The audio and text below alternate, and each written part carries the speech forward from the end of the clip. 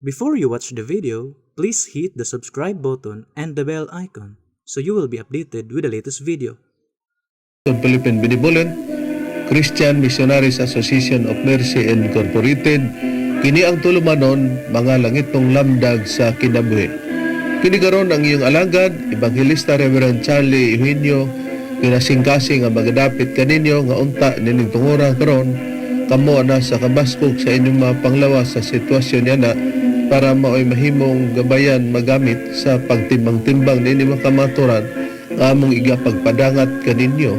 Mga kamaturan nga gitudlo ni Master kanamo padensab nga among gitudlo kaniyo na sumala lamang sa mga nakasulat sa Biblia nga kini nga kamaturan makapaghatod kanato sa kaluwasan.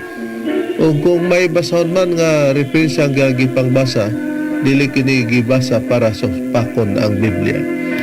O nining tungura among mga pagpangamusta sa tanang makaigsunan sa nagakalain-laing dapit labi na diri sa Dipolog no, sa tanang parte sa mga nagsunod sa musta kaninyo labi na sa mga chapter president pod nga adunay ilang pag-angkon sa tagsa kadapit para sa pagpasibya o sa radio station para maialagad kining programa.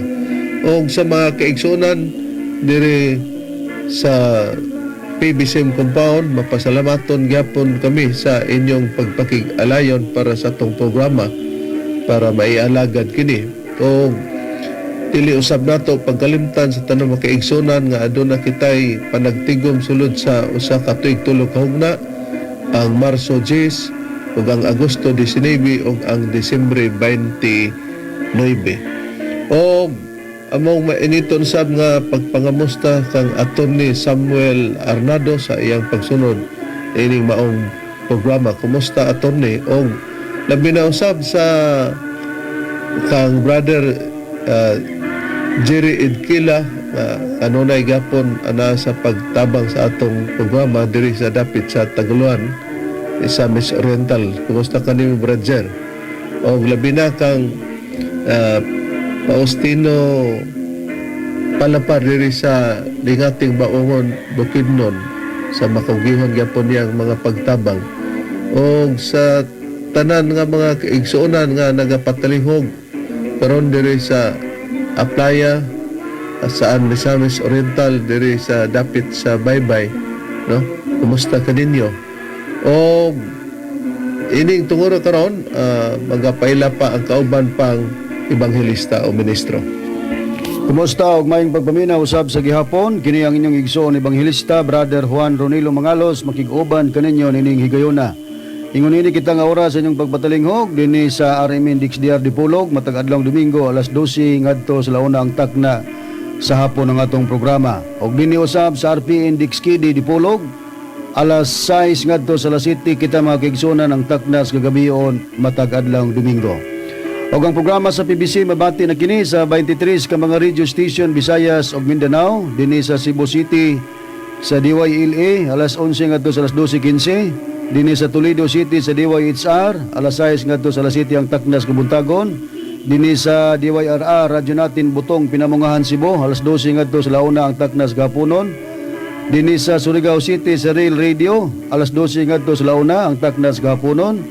Dinhi sa Butuan City sa Radyo Pilipino alas 11 ngadto sa alas 12 ang taknas kautuhon.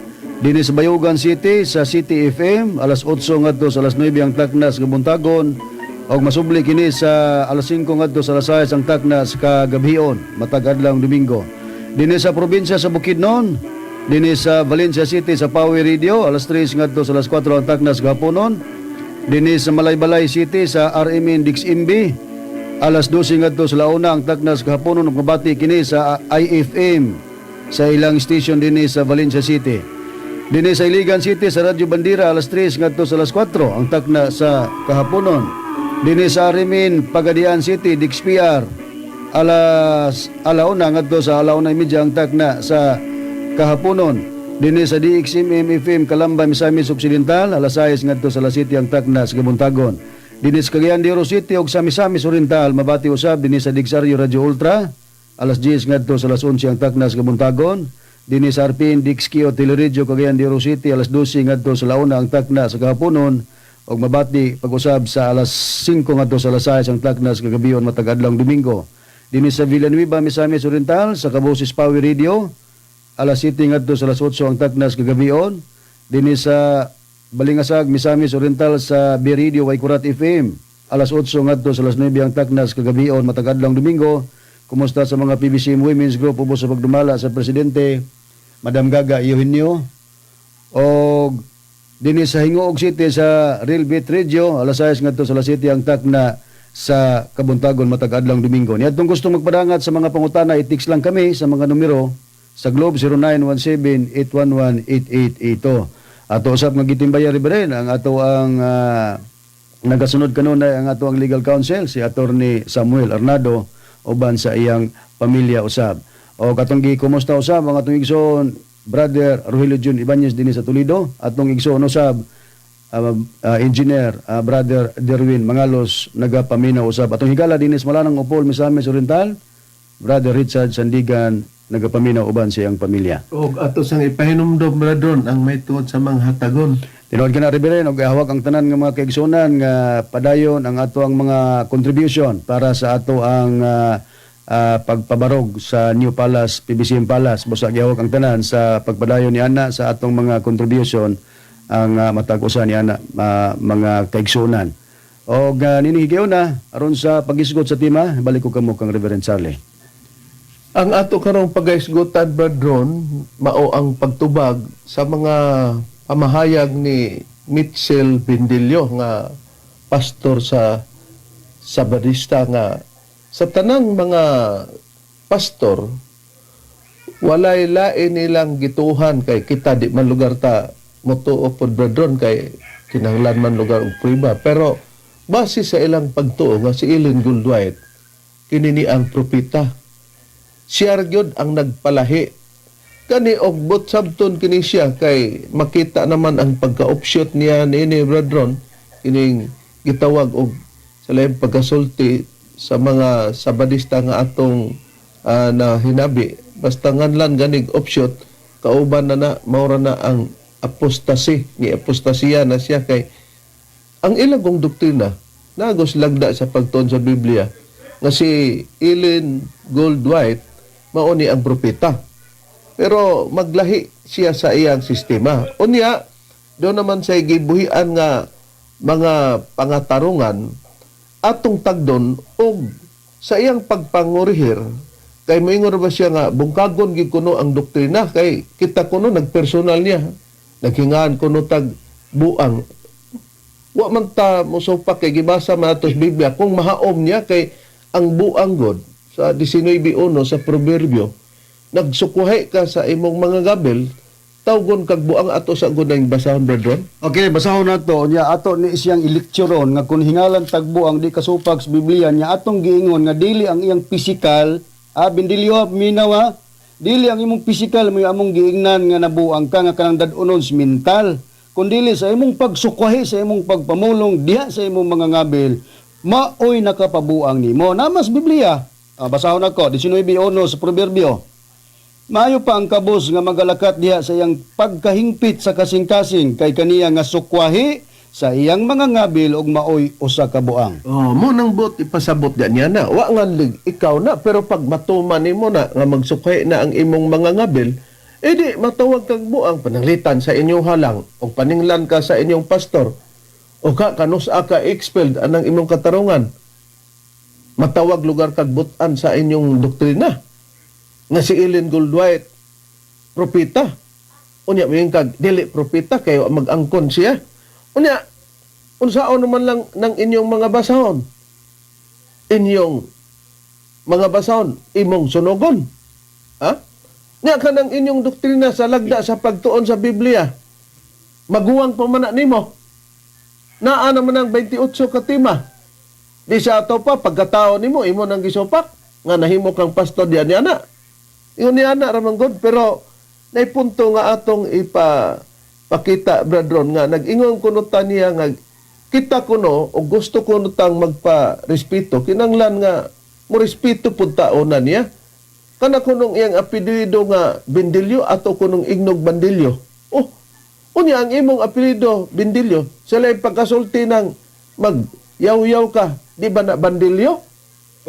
Usa ka na kapag sibya. Busa kung mo gamit mig termino nga bandilyo, kana kay naa kay pagsibya. Mura lugar og similar sa imong apelyido nga bindilyo pero di na pagyaga. Ikaw nga nagbandilyo nga mao si bindilyo mo na ibot ipasabot na mo. Oh, nakita mo na para niya kana kunong gigamit namong bandilyo, yaga-yaga kuno na kanang among gibuhat di ni bandilyo. Isag mo bawas pa kag nagbandilyo pud migamo Pero ang pagbandilyo na mo, partis doktrina na mo nga imong gisupak. Ikaw po nagbandilyo sa doktrina nga imong gisupak. Among doktrina, pati pa inyong doktrina, imong gisupak. Ingon niya na, pagkasimple lamang tubagon og naunsa ka na og asa ka ng kaimtanga, pero ang atong tumong bradron, atong ipabati, nga paggamit nato kuno sa basahon sa Roma nga dipinsahan nato atong kaugalingon, wa kuno na isulat ni Apostol Pablo para sa atong magtutudlo bradron, may ni atong ipabati bradron at aron din hita manukad sa pagtubag. Okay, Reb. Atong ipabati gyud ni kay haron nga mo'y atong pasikaranan nga atong gitubag ang iyang mga kunohay pagkoreksyon din nato. Ay ang iyang kibali nga gibuhat mingon na ba ni Sir Reverend wa kuno siya mamersonal. Ang ato laging giingon, kung di ka mamersonal, kung dili na pamersonal ang imuha bindilyo, ang among dugukan nga tekstos Biblia nga gigamit para sa pagpakatao sa Espiritu Santo mo'y paningkamuti nga imong bungkagon. Kay kung ani na ka magsigig tagaw-taw, magsigig bandilyo sa katumanan, buti pasabot, dili nimo kayang bungkagon ang teksto nga among gigamit nga tagna para sa pagpakatao sa Espiritu Santo. Unya di man na pwede nga mag-istorya kabiyaan nimo ng sitasa kinahanglan kung di tumao tong among interpretation ipakita ang kahugot sa imong interpretasyon. Correct. Mao nagingon ayaw tuguti nga kanang ikaduhang bata sa Ecclesiastes 4:15 tagna para sa Espiritu Santo ha. Usmo na ko ayaw tuguti nga mataw na ang katumanan ng Espiritu Santo. Ani naman ka magsig tagaw-taw, magbandilyo sa katumanan sa among magtutudlo hasta ang ginikanan ni Master Mama imong ibandilyo kanunay. Okay, atong paminawon rin bang tingog ni Mitchell Bendilyo kining nagbandilyo. Ha? Sa klaro lang. Atong tanahon. Roma 1:22-25. Atong tanahon ang prinsipyo ng Apostol Pablo. Roma 1:22-25. Ah. Andre, matod nila, maalam sila, apan mga buang-buang di ay, inay, simbaho nila ang Diyos na walay kamatayon, nagsimba hinuon sila sa mga larawan nga gibuhat ingon sa dagway sa tao, o sa mga langgam, o sa mga mananap, o sa mga hayop, nga na nagkamang. Tungod kay ang mga tao, ingon maniin ni kabuang, ipasagdan sila sa Dios nga magbuhat sa malaw-ayng mga butang nga gitinguha sa ilang kasintasin ug gibuhat nila ngadto sa ilang isig ka tawo ang salawayong mga butang. Gituis nila ang kamaturan nga tungod sa Dios o gisimba o gialagaran nila ang binuhat sa Dios. Inay ang magbubuhat nga mauuntay ang ayon kun hangtod sa kahangturan. Amen. Dito mo lalis nga sa diya ang gabuhat sa kang Crescencia Dago kung kang Abilino Eugenio ang Dios. Kaya ang Diyos may nabuhat sa tarang tao sa kalibutan. Bisan pasto masiyuhin niyo, Senyor. Di panalanginan ang taguan ka ni Crescencia Dago sa pagminyo niya ni Abilino Eugenio, munang nigawa si Tomas Eugenio, Senyor. Binuhat sila sa Diyos. Pero o sa prinsipyo ng Apostol Pablo, dili pwedeng simbahon ang binuhat. Ang magbubuhat mo simbahon. Unsa kuno'y prinsipyo ni Apostol Pablo? Dili kuno simbahon ang binuhat kay ang magbubuhat lang kuno may simbahon. Dili ra ba na magipasabot ni Apostol Pablo mga mahal namong tigpaminaw. Kay sa tinuod lang ang gipasabot niya na kadtong dili matuod nga Dios. Kadtong mga larawan nga binuhat. Pero kung parte sa Dios atong hisgutan, basta dili magtotoo si Kristo ignog giyawaan. Basahon sa nato ang prueba bradon nga tanan ba nituo sa atong Ginoong Kristo taliwala nga nabasa nato ang mga kasaysayan ni Kristo sa iyang pagsugilon sa nakasulat sa Juan kapitulo 14 bersikulo 6 nga nagpamatod ang atong Ginoong Kristo nga ningon og si Jesus mitubag kanya ako mao ang dalan ug ang kamaturan ug ang kinabuhi. Walay bisan kinsa nga makaadto sa man, gawas kon pinagi kanako. Lud kay si Kristo kamaturan man bradron. Unya siya nga kamaturan, gisimba ba, gituhan ba alang ni atong mga dili magtotoo bradron? Sa mga dili magtotoo, bisad nagpaila na ang kamatuoran nga mga tong Ginoong Jesucristo, di sila muto. Gani ila pang gitawag o ginganlan si Kristo nga giyawaan. Niya sa Juan Kapitulo 10, versikulo 20 ang akong pagabasahon, gingon. Daghan kanila ang nanag-ingon. Kini siya, si Kristo mo ilang gipasabot niini. Kini siya giyawaan og nagsalimuang nganong mamati man kamo kaniya. Oh, unsay gingon? Nag-auhag pa sila ang kakontar ni Kristo. Padagan kanila ang nag-ingon, kini siya si Kristo giyawaan. Nagsalimu ang pagani, ngano mang mamati man kamo kaniya. O pamation ba si Kristo? Sa mga walay pagtuo, dili. Nakaron, matod pas imong katarungan nga ang pagsulat ni Apostol Pablo niya na dili simbahon ang kining gitawag og binuhat kanarang magbubuhat mo na imong gingon ha. Mo likwad ra ba din kag maigo na pero bastante na sa mga kaisipan sa namati karon labi na sa mga technician sa matag radio station kay ato maninggi pabati bradron kining mga pagwali nato na ang atong ikasulti basta gani ipakataw ang Dios nga naitag na pinaagig programa ingnon gina sa Biblia og binuhat pero tungod kay siya binuhat man kini simbahon dili atong imong katarungan kay og mao pa ig-on sa si Lucas diha kang Apostol Pablo kauban sila unya ang nagsulat sa buhat kay si Dr. Lucas man na unsay gipamahayag sa basahon diha sa Biblia sa buhat nga gisaysay ni Apostol Pablo ang mga kasaysayan diha niya na bradron o gisaysay pod ni Lucas ang mga kasaysayan diha sa unod sa iyang pagsulat diha sa mga buhat bradron kay sinulat man na ni Dr. Lucas. Nag-ingon ba si Lucas o sa basahon sa buhat nga ang Kristo wala ba himua kay busa kay gihimo siya di na angay simbahon? Okay niya. Basahon na to ang pahayag ni Lucas kung di ba nimo kontrary sa gibuhian aning nagbandilyo nga si Bindilyo nga pagkahinimo dili angay simbahon. Na ang pahayag ni Lucas mahitungod sa atong Ginoong Jesucristo, gibuhat o gihimo si Kristo ang naghimo maong Dios o nagbuhat maong Dios.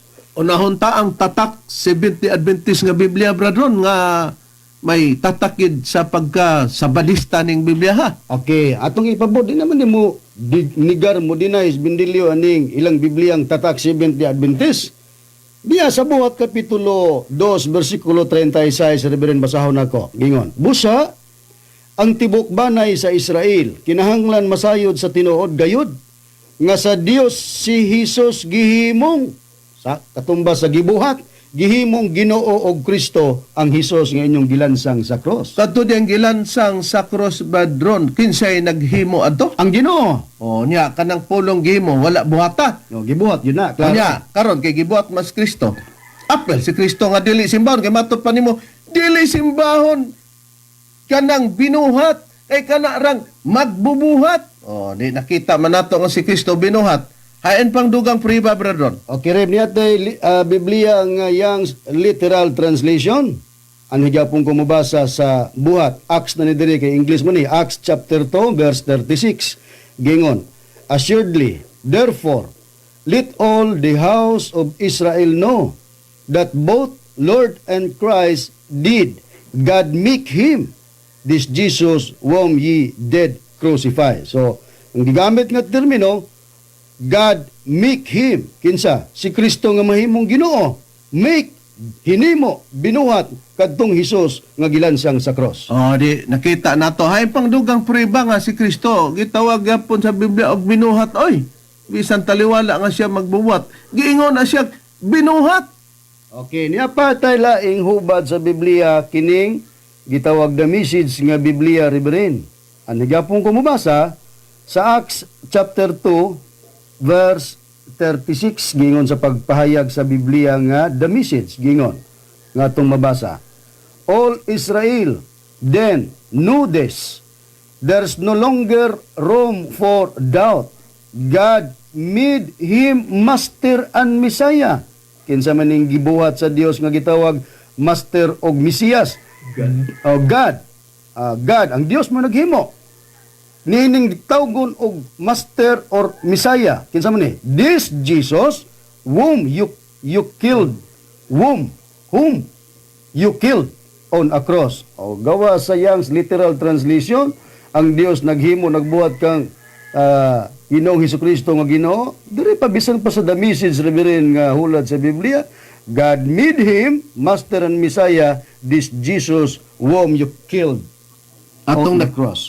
Atong nakita, gagiklaro, mga mahalamong tigpaminaw, mga kaigsuonan nga, naghisgot diri nga, this, God made him, ang Diyos daw naghimo kaniya, made him Master and Messiah, this Jesus whom you killed on a cross.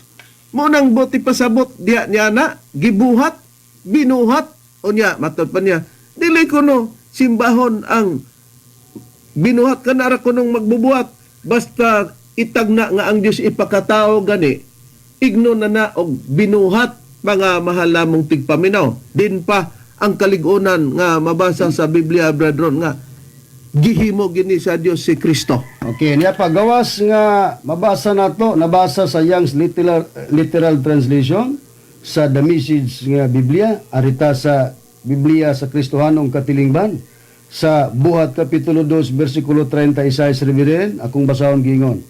Pahibaloa ang Israel nga gihimo sa Dios si Hesus. Katumbas nga gibuhat sa Dios si Hesus.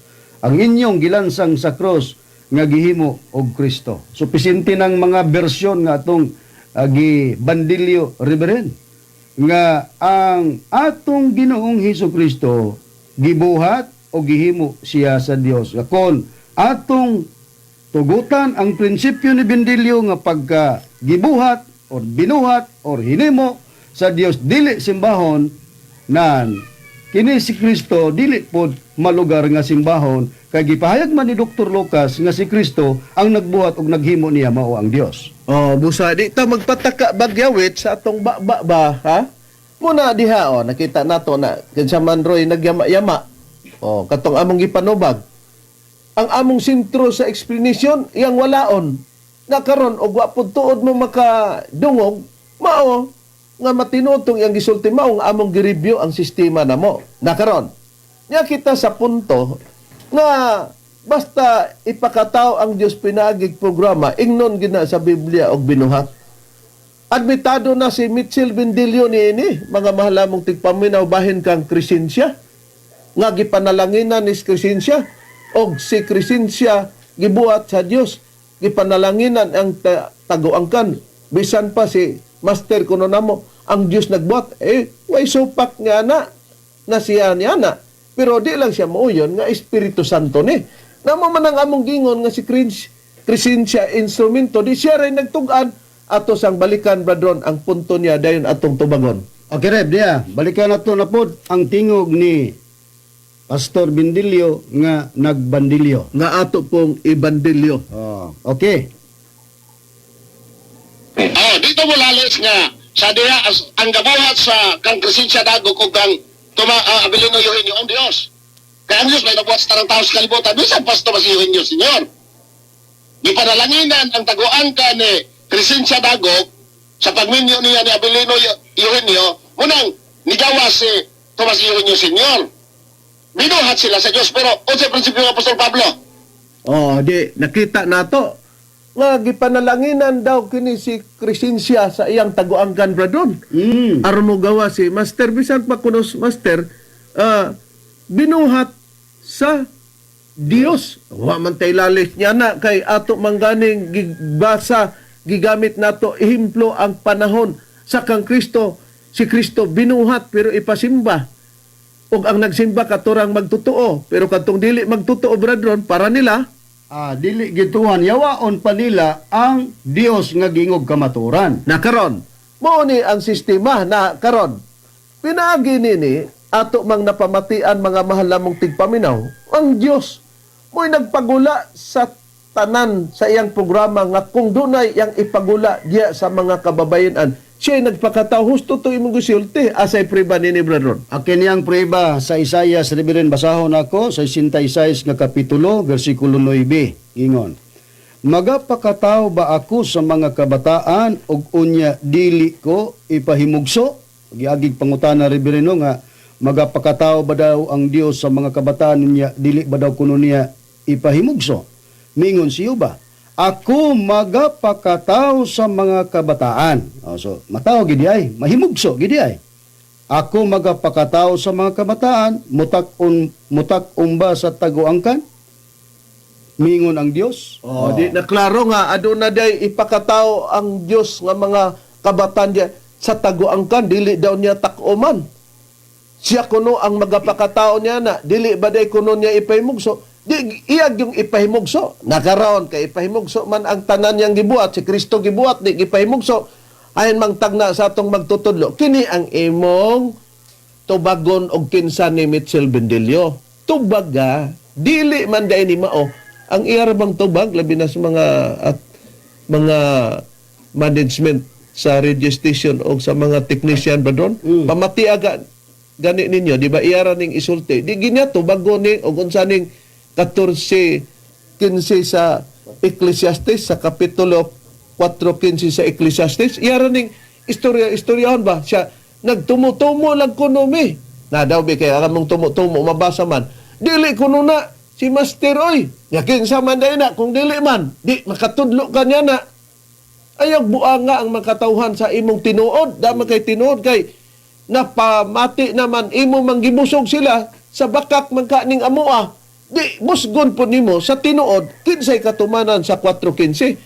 Mo ni, unya, kay kini bata man, nga ikaduha, di lugar ni ipakatao, na ikaw may nagingon, nga gipanalanginan ning taguangkan sa kagresensya dagok sa Dios. Si Master Pod, gibuhat sa Dios. Wa mi mulalis na kay si Kristo gibuhat man pod sa Dios. Di ka lang mauyon nga kini siya katumanan sa Espiritu Santo. Mo man niya mong basyanan unsay pagkasulti sa Ecclesiastes, brother. Okay, Reb, niya basahon na to ang tagna sa Ecclesiastes nga atong gigamit para sa pagpakatao sa Espiritu Santo. Ako lang po nga dublihan sa pagpangutana ni Bendilio nga mao ni imong unta tagaag pagtagad Bendilio. Pakasay paming mga ministros PBCM nga kanang second child dia dili gina para sa Espiritu Santo. Na ang pagkasulat gingon man ni sa English nga Tatak 70 Adventist Holy Bible. Pabor na to. Pabor tanis ila. Ecclesiastes chapter 4 verse 15. I considered all the living which walk under the sun with the second child that shall stand up in his stead. Sa ato pag-ingon, nakita ko ang tanang mga buhi nga nagalakaw ilalom sa adlaw nga sila nakauban sa ikaduhang bata nga mitindog puli kaniya. Sa atong barog, Reverend, atong giingon nga kung magisgot ka nigsikan, dili makahisgot og sikan og walay first. Sa tagna, ang second child o ikaduhang bata, inigtungha nini mutindog og mupuli. Tungod kay ang una sa explanation nato, brother, si Kristo man ang bata nga mo gula sa kalibutan sa naibisay sa Isaias. Unya mo dako po ng bata. Pero pag abot sa kapanahonan, doon na pagyud ay puli sa maong bata nga si Kristo. Gitawag sa Biblia ikaduhang bata. Unya si Kristo mo'y mutugad kinsay puli niya, brother. Okay. Walay lain nga gitugan niya maong Espiritu Santo. Juan kapitulo 14, bersikulo 25 ug 26 sa Biblia nga gitawag ang pulong sa Dios. Gingon sa pagpahayag. Kining mga butang nga ginasulti ko ng daan kaninyo samtang kauban pa ninyo ako. Apan ang magdadasig apan kung makagikan na ako ang magdadasig nga mao ang Espiritu Santo mao ang ipadala sa amahan, puli kanako. Busa kini ang among basihanan, mga mahal nga tigpaminaw, mga kaigsonan. Kini ang imong bungkagon. Siya, mabasa ba diha nga si Kristo first child? Dili naman ingnon og first child. Og makakwenta ka nga gusto kang magsulat. Ha? Magsulat pa di ay ang Biblia. Ikaw na lay pagsulat diha. First, tungod kay gipaagi nato nga si Kristo na tao na may sikad di man kakamuoyon niya magkwenta di ag sikad og way first na kung di man dayon ni si Kristo di man dayon ni Espiritu Santo kinsa man dayon ni kana ang imong tubagon busa mga malamong tigpaminaw kini ang basihanan sa mga katarungan sa mga ministro sa PBC. Among gipanginaot nga nalamdagan kamo sa kamaturan, miabot naman ang oras sa ngalan na lamang sa among magtutudlo, Master Tomas de Eugenio Seno, kini ang iyong alagad, Ebanghelista Reverend Charlie Eugenio, o sa ngalan sa kaubang Ebanghelista o ministro. Kiniusap ang inyong igsoon Ebanghelista Brother Juan Ronilo Mangalos, kami mingon hangtod sa sunod higayon sa samang takna o samang istasyon. Daghang salamat sa inyong pagpaminaw.